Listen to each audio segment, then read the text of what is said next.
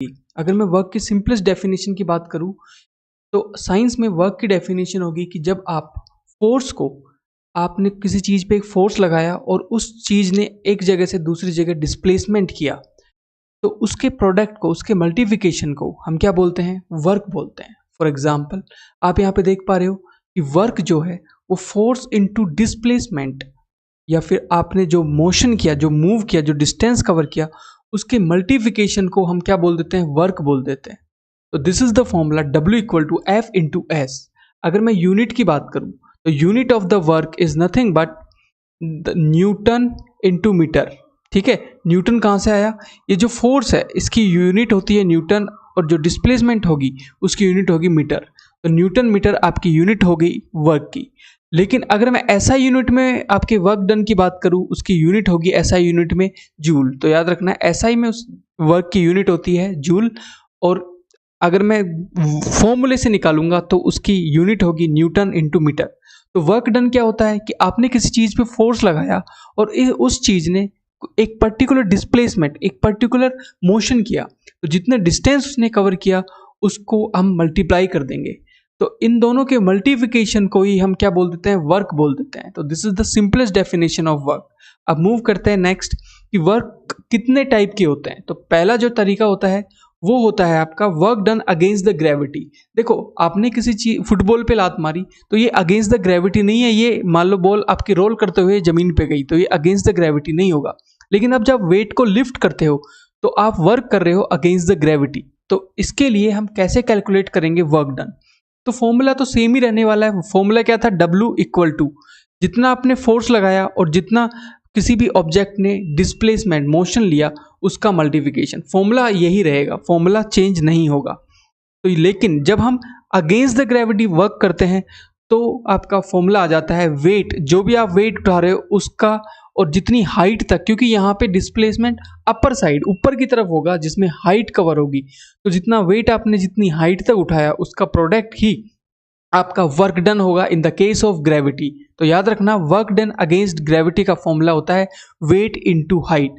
तो weight into height को अगर मैं सिंपलेस्ट फॉर्मेट में देखूं कि वेट इनटू हाइट का फॉर्मूला हम कैसे कैलकुलेट कर सकते हैं, तो वेट किसी भी चीज़ का जो वेट होता है वो उसका मास इनटू ग्रेविटेशनल एक्सेलरेशन होता है जिसको हम mg करके बोलते हैं। तो ये किसी भी चीज़ का वेट का फॉर्मूला हो गया, और जितनी हाइट तक उसको आपने लिफ्ट किया वो उसकी डिस्प्लेसमेंट होगी। Formula will be the constant.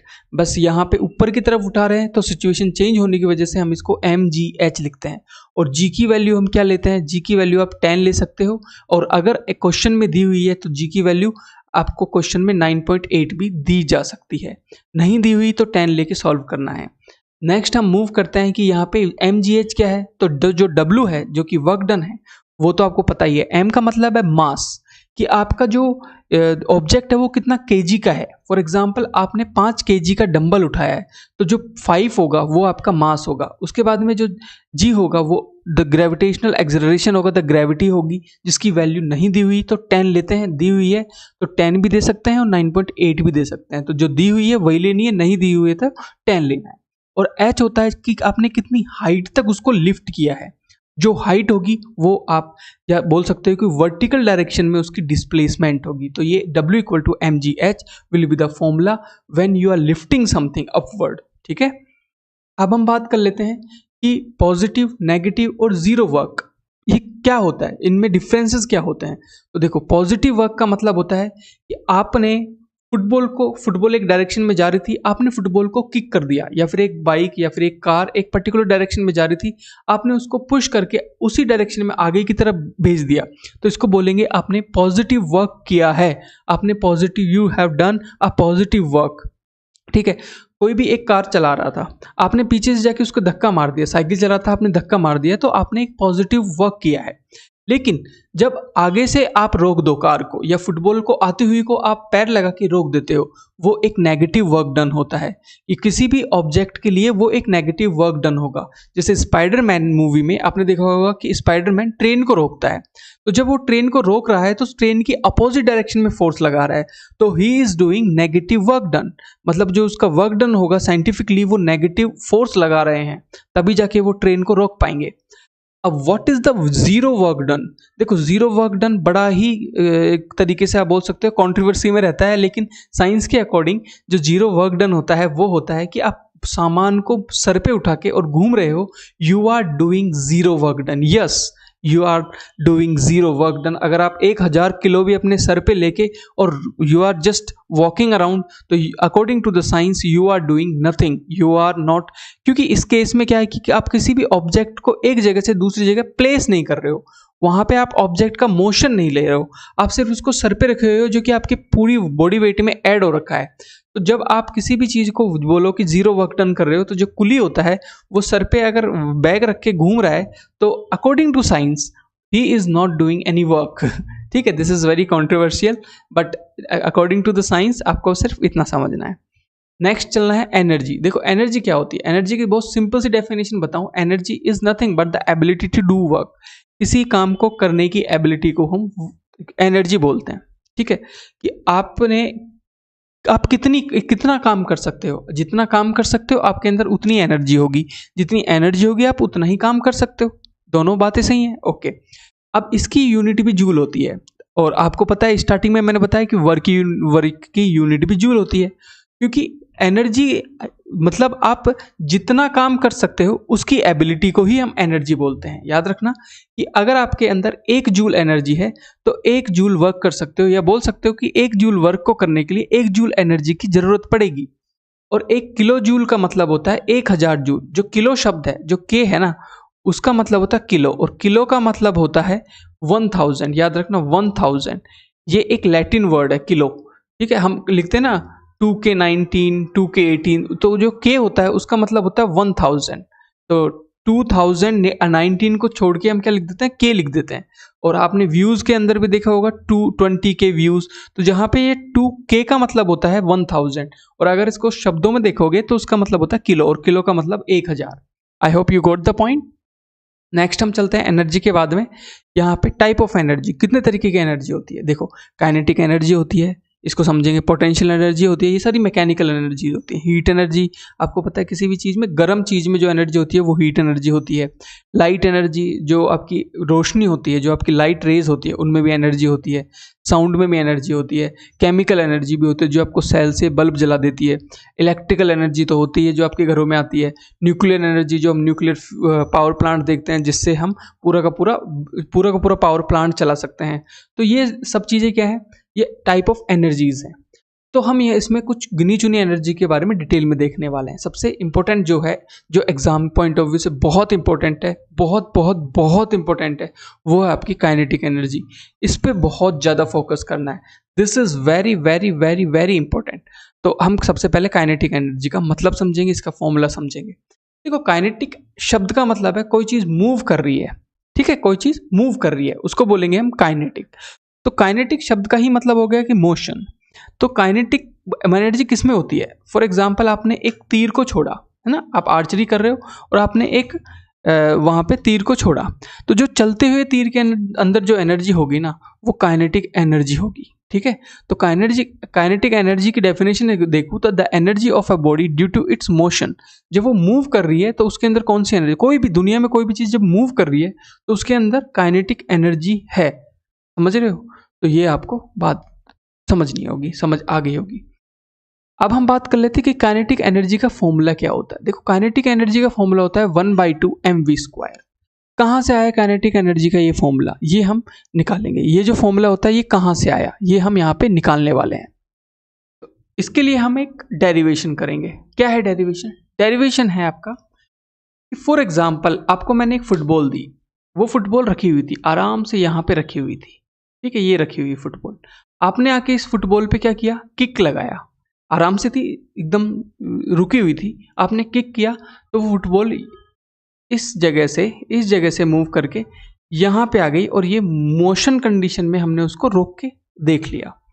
तो जब स्टार्टिंग में रखी हुई तो उसकी जो वेलोसिटी थी तो वी आई थी, वेलोसिटी इनिशियल स्टेज में वी आई, जो कि 0 थी क्योंकि वो रखी हुई थी। और जब फाइनल स्टेज में हमने देखा तो जो फाइनल वेलोसिटी है वो उसकी कैपिटल वी हो गई। क्लियर हो गई बात? इतनी समझ में आ गई होगी बात। तो यहाँ पे अगर मैं बोलूँ कि यहाँ पे इस कंडीशन में जब ये मूव कर रही है, इस कंडीशन में इसकी एनर्जी निकालो, तो एनर्जी मैंने बताया, energy is nothing but the ability to do work. तो वर्क का फॉर्मूला क्या होता है? वर्क का फॉर्मूला होता है W is equal to force जितना लगाया आपने इनटू जो डिस्प्लेसमेंट आई। तो मैं यहाँ पे डिस्प्लेसमेंट आपको पता है कितनी आई? D आई है। तो S की जगह मैं यहाँ पे D लिख देता हूँ, S भी लिख सकते हो, फिर आपको यहाँ पे S लिखना होगा, कोई बात नहीं। तो फोर्स जो लगाया और जितना उसने डिस्प्लेसमेंट किया, ओके। फोर्स कितना लगाया आपको नहीं पता, तो फोर्स का फॉर्मूला क्या होता है? फोर्स का फॉर्मूला होता है मास इनटू एक्सेलरेशन, और डी एज इट इज रहने दो, क्लियर।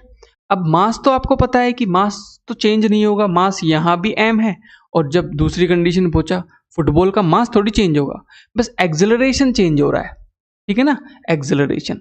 और आपको पता है कि एक्सेलरेशन निकालने के लिए न्यूटन ने एक इक्वेशन दी है 3 कंडीशन में। तो यहाँ के कंडीशन के हिसाब से जो एक्सेलरेशन निकालने का फॉर्मूला जो बेस्ट बन रहा है वो बन रहा है v square minus u square equal to 2as, क्योंकि यहाँ पे v भी है, u भी है, s भी है, और हमें सिर्फ a निकालना है, ठीक है। निकालते हैं। तो v क्या है? v होता है आपका फाइनल वेलोसिटी, आप ऐसे बोल सकते हो इसको, यहाँ पे होता है v फाइनल वेलोसिटी। तो फाइनल वेलोसिटी तो v होगा, v फाइनल v होगा, तो यहाँ पे हम v को v स्क्वायर लिख सकते हैं, माइनस u क्या है? इनिशियल वेलोसिटी जो कि 0 होगा, 0 का स्क्वायर, और 2 as it is, a as it is, और s क्या है? s डिस्प्लेसमेंट जिसको हमने d लिखा है, क्लियर। हमें निकालना क्या है? हमें निकालना है a, क्लियर। बाकी सब चीज़ों को अब 0 तो हट जाएगा, तो सिर्फ बचेगा v स्क्वायर, और डिवाइड में आ जाएगा इसके 2d, क्लियर। तो एक्सेलरेशन क्या आ गया आपका? एक्सेलरेशन आ गया according to Newton's third equation v square upon में 2d। आई होप इतना समझ में आ गया होगा आपको। तो यहाँ पे जो वर्क डन है उसकी जगह मैं यहाँ पे m की जगह m, एक्सेलरेशन की जगह लिख दूंगा v स्क्वायर अपॉन में 2d इंटू d, d से d कैंसिल हो जाएगा, ठीक है। बचेगा क्या? वर्क डन जो किया गया वो किया गया m v स्क्वायर अपॉन में 2k। तो मैंने बताया कि जितना काम किया जाता है, जितना काम किया जा सकता है, उसकी एबिलिटी को ही हम एनर्जी बोलते हैं। और यहाँ पे जो एनर्जी है वो कौन सी है? काइनेटिक एनर्जी है। तो this will be the formula when something is moving और which contain the kinetic energy in itself, okay. तो इसको ही हम काइनेटिक एनर्जी बोलते हैं। तो M V square 1/2 M V square, या एम वी स्क्वायर अपॉन में 2, तो ये फॉर्मूला होगा, जहाँ पे जो आपका के ई काइनेटिक एनर्जी होगा, mass of the object m होगा, वेलोसिटी v होगी। तो याद रखना है this formula is important. Exam में सीधा आपको m दे देगा और v दे देगा, और आपसे पूछेगा बताओ किसी भी ऑब्जेक्ट की वेलोसिटी इतनी है, मास इतना है, तो इसकी काइनेटिक एनर्जी कितनी होगी। या फिर एग्जाम में बहुत फेमसली ये वाला डेरिवेशन पूछा जाता है, इसको डेरिवेशन बोलते हैं, कि किसी भी फॉर्मूले को निकालना। तो ये बहुत बहुत बहुत बहुत बहुत मतलब 90% चांस होते हैं इसके एग्जाम में आने के, 99% भी आ सकता है। तो ये आपको याद रखना है। कैसे निकाला? वर्क डन ही एनर्जी होती है, किसी भी काम को करने की एबिलिटी, क्षमता को ही हम वर्क डन बोलते हैं। जितना आपने फोर्स लगाया और जितना वो मूव किया, तो मूव तो कितना किया? डी मूव किया, तो डी हमने यहाँ लिख लिया। उसके बाद मास सेम रहेगा m, और एक्सेलरेशन हमने न्यूटन की थर्ड इक्वेशन से निकाला। आप बोलोगे न्यूटन की थर्ड ही क्यों लगाई, पहली दूसरी क्यों नहीं लगाई? पहली दूसरी के अंदर टाइम आता है जो कि यहाँ पे प्रेजेंट नहीं था। यहाँ पे सिर्फ हमारे पास इनिशियल, फाइनल और डिस्प्लेसमेंट ही प्रेजेंट था, इसलिए मैंने यहाँ पे न्यूटन की थर्ड इक्वेशन लगाई है। ये आपको याद रखना है। I hope you got the point. This equation is Newton's, this equation kinetic energy. अब हम नेक्स्ट एनर्जी की बात करते हैं, जो कि है आपकी पोटेंशियल एनर्जी। देखो पोटेंशियल एनर्जी क्या होती है? आपने किसी चीज को, जैसे हम तीर चला रहे थे, तो तीर जो जब चल रहा था ना रास्ते में, तो उसके अंदर काइनेटिक एनर्जी थी। लेकिन चलने से पहले जब आपने उसको स्ट्रेच किया ना, अपने बो को स्ट्रेच किया, तो जब स्ट्रेच हुआ, वो जो उसकी रस्सी स्ट्रेच हुई, तो उसके अंदर, उस तीर के अंदर एक पोटेंशियल एनर्जी आ गई। और वो पोटेंशियल एनर्जी जब हमने रस्सी को छोड़ा, तो वो काइनेटिक एनर्जी में कन्वर्ट हो गई। तो याद रखना है, potential energy is nothing but the energy of a body due to its position change in shape known as potential energy. और किस किस में पोटेंशियल एनर्जी होती है? जब आप स्प्रिंग को दबाते हो ना, तो उसके अंदर एक पोटेंशियल एनर्जी इकट्ठी हो जाती है। जैसे ही आप छोड़ते हो तो स्प्रिंग गायब हो जाती है, जंप मार जाते हैं काइनेटिक एनर्जी लेके। तो याद रखना, पोटेंशियल एनर्जी, आपने आपने एक बॉल ली, उसको आपने पहाड़ की चोटी पे रखा और आपने छोड़ दिया, तो जब पहाड़ की चोटी पे बॉल थी ना, तो उसके अंदर भी एक पोटेंशियल एनर्जी थी। तो किसी भी चीज़ के अंदर उसकी शेप, उसकी पोजीशन की वजह से जो एनर्जी आ जाती है, उसको हम पोटेंशियल एनर्जी बोलते हैं। साइकिल को आपने टॉप पे ले गए हिल के और वहाँ पे रख खड़ी हुई है, तो उस समय साइकिल में पोटेंशियल एनर्जी है। जब आप छोड़ते हो वहाँ से साइकिल को बैठ के, तो वो काइनेटिक एनर्जी में परिवर्तित हो जाती है, बदल जाती है। तो पावर क्या होता है भाई? देखो, अभी एनर्जी पढ़ा, वर्क पढ़ा, टाइप ऑफ एनर्जी पढ़ी, टाइप ऑफ वर्क पढ़ लिए। अब हम पावर की बात कर लेते हैं। जितनी रेट से, जितने टाइम में कोई भी काम किया जाता है, उस रेट को ही हम पावर बोल देते हैं। वर्क डन, जितना आप काम करोगे कितने टाइम में। अगर आप कोई काम 5 मिनट में कर रहे हो और दूसरा इंसान उस काम को 2 मिनट में कर रहा है, तो किसके अंदर ज़्यादा पावर है? जो 2 मिनट में कर रहा है, ऑफ कोर्स। तो यहाँ पे पावर जो है वो वर्क डन को टाइम के साथ में कंपेयर करने की एक तरीके से यूनिट है। तो यहाँ पे हम देखेंगे जो P होता है वो energy consumed divided by time taken, ठीक है। क्योंकि एनर्जी कंज्यूम जब होगी जब आप काम करोगे, तो ability to do work is a energy, याद रखना। Unit of the power is watt, WATT, watt, ठीक है। आप इसकी दूसरे तरीके से भी आप यूनिट निकाल सकते हो। अगर मैं आपको ऐसा यूनिट ना पूछूं, तो देखो, पावर का फॉर्मूला होता है W/T। W की यूनिट क्या होती है? जूल। अपॉन में टाइम, सेकेंड। तो आप बोल सकते हो जूल पर second is also the powers unit. But यहाँ पे वॉट भी आपके SI यूनिट होती है पावर की। तो ये भी सही है, ये भी सही है, याद रखना, अलग अलग तरीके की यूनिट होती हैं। कमर्शियल यूनिट, जो कि आपके घरों में लाइट वाइट आती है, उस समय पावर का यूज़ किया जाता है कुछ इस तरीके से, किलोवाट आवर के हिसाब से। आपने सुना होगा इतने किलोवाट आवर आपने बिजली की खपत करी, जिसको KWH बोलते हैं या फिर यूनिट बोलते हैं। मतलब अगर आपने 1 यूनिट, आपके घर में मान लो बिजली का बिल आया और आपके आगे 1 यूनिट बिजली के बिल में लिखा है कि आपने 1 यूनिट खपत की है, तो इसका मतलब है आपने 1 KWH, 1 किलोवाट 1 घंटे में आपने खर्च करते हो। आपके 10 यूनिट आया तो आप 10 किलोवाट 1 घंटे में खर्च करते हो, याद रखना ये चीज़। अब हम ध्यान से देखेंगे relation between kilowatt hour and joule. तो याद रखना, 1 वॉट जो होता है वो 1 जूल पर सेकंड के बराबर होता है। मैंने आपको बताया जूल पर सेकंड भी वॉट वो पावर की यूनिट हो सकती है, तो मैंने दोनों को बराबर रख दिया। तो यहाँ पे पूछा है कि जो 1 किलोवाट आवर है वो कितने जूल पर सेकंड के बराबर होगा। तो याद रखना 1000, क्योंकि किलो को मैंने 1000 लिख दिया, तो 1000 जूल पर सेकंड फॉर 1 आवर, ये आपका होगा 1 किलोवाट आवर। 1 किलोवाट आवर आपका जूल के बराबर कितने के होगा? 36 इंटू 10 की पावर 1 2 3 4 5। तो इसको लिख सकते हो 36 इंटू 10 की पावर 5 जूल के बराबर आपका 1 किलोवाट होगा। इतना जूल कंजप्शन होता है जब आपके घर में 1 यूनिट खपत होती है। तो 36 इंटू 10 की पावर 5 जूल आप एनर्जी कंज्यूम करते हो। लेकिन 1 यूनिट तो नहीं आती होगी, कम से कम 400 यूनिट आती होगी, क्योंकि आप बहुत सारी चीज़ें चलाते होंगे, AC, फ्रिज, पंखा, सब कुछ, बल्ब। तो उस हिसाब से आपकी खपत इंक्रीज होती है। तो याद रखना, जो 1 यूनिट होती है आपके बिल में, जो 1 यूनिट आती है, उस यूनिट का मतलब होता है 1 किलोवाट आवर, और 1 किलोवाट का मतलब है 1000 वॉट 1 घंटे तक आपने यूज़ किया है। समझ पा रहे हो ना? नेक्स्ट है आपका एक लॉ होता है जिसको बोलते हैं law of conservation of energy. आपने ये यूट्यूब पे वीडियो देखी होगी इन सर की, ये बड़े फिजिक्स बहुत बड़े प्रोफेसर है, ठीक है।